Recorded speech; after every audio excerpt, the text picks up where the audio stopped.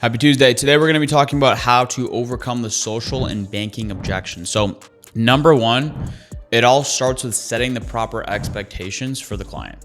Because if you don't tell them that it's required in the beginning, well, you're going to have a much harder time at the end closing. And just simply how you start your appointments is how you end it. So if you just kind of jump into it and don't set the proper expectations of not only what's required and what you're going to need, but also what your job is and what's going to take place over the course of that appointment/phone call, it's going to be a lot harder to have control of the sale and of the presentation. And I'm sure you have all heard at this point that if you haven't, take note of this. In order to help and serve a family, you have to maintain control the entire time.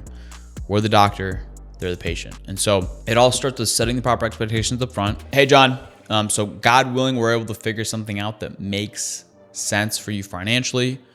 What we're going to do is we're going to submit a request for coverage. Once we go to submit a request for coverage, there's 3 pieces of information required on the application, just like any other insurance app. Number 1, driver's license.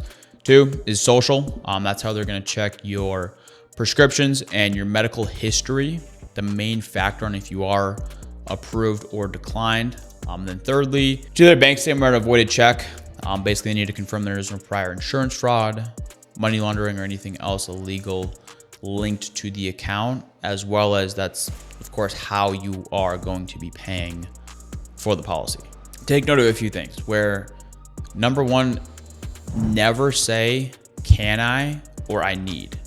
Take note of, I didn't say, I need your social, I need your bank. I said, yep, so just one thing, just like any other insurance app, it's one thing that they require. So I'm putting it on the insurance company. They require. Treating it like it's no big deal. It's just a normal part of the process, which it is. That's number 1, but number 2, and more importantly, pay attention to my tone. I'm not awkward.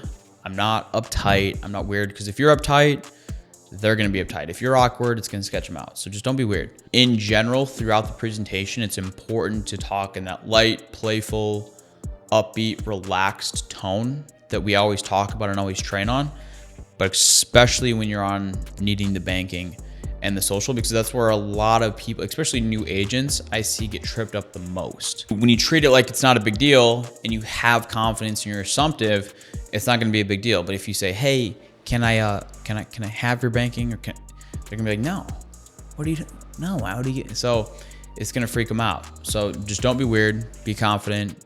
We're just simply doing our job and we're just helping these families, we're helping these clients. If they do give you pushback, again, just re-explain that, hey, Don, it's just like any other insurance application you've ever filled out. It's just a normal part of the process. If they're still skeptical, then that's when typically at the beginning of the presentation, you've already sent them your license. So at that point, they're still giving you pushback. You can send them the link to the Department of Insurance to look up your license.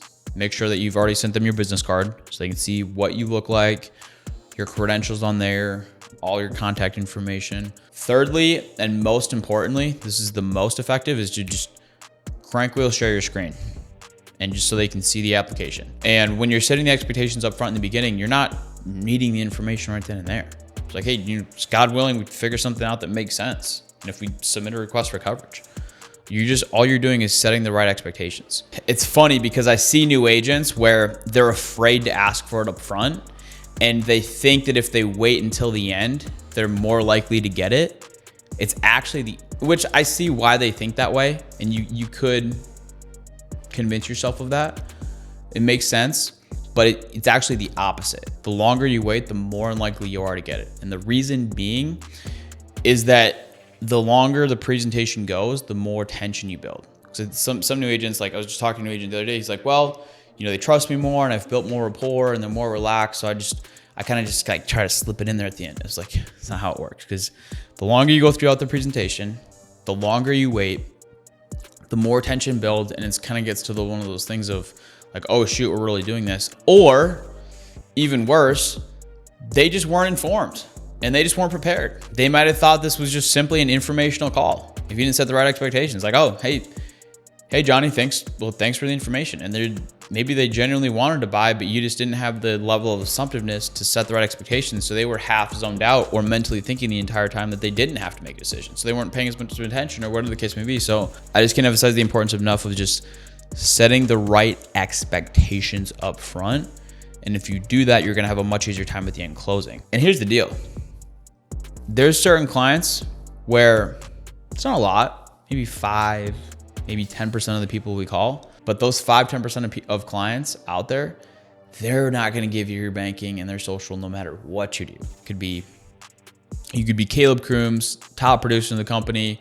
They're just not giving it to anybody. And if that's the type of client that I'm dealing with, well, I want to know that 10 minutes into the presentation versus an hour and 10 minutes we're on the final page of the application and I get shut down, because that's just discouraging. And so be productive with your time, set the right expectations, and just don't be a weirdo with clients. And then lastly, when you are getting it, the banking on the page, what my typical flow of what I would do was in the financial inventory, it asks them, hey, who do you bank with? Some of these companies offer discounts based on who you bank with. Oh, I bank with Chase. Okay, perfect. And then just write that down in the financial inventory. 30 minutes later, when you've asked them 80 more questions and you're on a completely different topic, and they forgot they even gave you their banking, what you'll say is, what you'll do, and you're on that page of the application, what I would always do is I would Google the Chase routing number,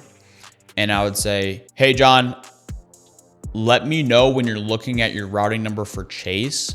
I need to read off what I have pulled up here to confirm it's correct, or we have here on file, however you want to phrase it. Like, all right, hold on, let me get that pulled up. All right, John, so correct me if I'm wrong, but it looks like the routing number we have on file for Chase is 071000014. Is that correct, John? All right, perfect. And account number? Oh, my account number is 12345. So just no such. And so just simple as that. Super loud, basically yelling through the phone, and super slow. First of all, it demonstrates a certain level of confidence and competence. But secondly, it shows them that, hey, I have absolutely nothing to hide. Because when you're calling these clients, when you're calling these families, they're thinking, especially older clients, are thinking two things. Is number one, is this a salesperson? Is this person trying to sell me? Which is why we slow it down. We talk super slow because salespeople talk fast. Hey, John, hey, did it. So slow it down. And then secondly, what do scammers sound like? They're typically talking quiet, or they're whispering, or they're just sketchy or a little shifty, or they're just being a weirdo. And there's just something off. So when you're just super loud, super slow, not only does it alleviate all the sales pressure, but shows them, hey, John, I have absolutely nothing to hide. I am simply here to help and serve you about this request that you had submitted to my office, which is 100% the truth. And so that's how you can effectively get the banking and get the social. And then let's say, all right, John, account number. Again, pay attention to my talk words there. I don't say, all right, John, can I have your account number? Or I don't say, all right, John, what is your account number? I just, all right, John. Yep, perfect. Account number. That's it. And then typically, as long as you say it with enough confidence, almost every time they'll give it to you. But then they'll be like, sometimes I've gotten, oh, well, you got my routing. Shouldn't you have that on file? Hence, I respond with, no, John, we don't have your account number on file. Like that's your sensitive information. We're not able to just pull that up on our end. Anyway, account number, I might have to rebuttal him 3, 4, 5, 6, 7 times. And I've had many appointments to that way, but like it always ends with just simply acknowledge the objection. It's not a big deal. And go back to, all right, John, account number, acknowledge the objection. All right, John, account number. And eventually you'll get it. Overall, in closing, yes, it's helpful if you send them your license. Yes, it's helpful if they look you up. Yes, it's helpful if you screen share your screen. But above all of that, and most importantly, is just be confident. Your confidence in your tonality and your assumptiveness, that is what makes or breaks a sale. Because I've also had clients where I haven't been as confident and they don't trust me as much. And then I've made it way too big of a deal over validating my license or validating my credentials or proving that and it just sketches them out.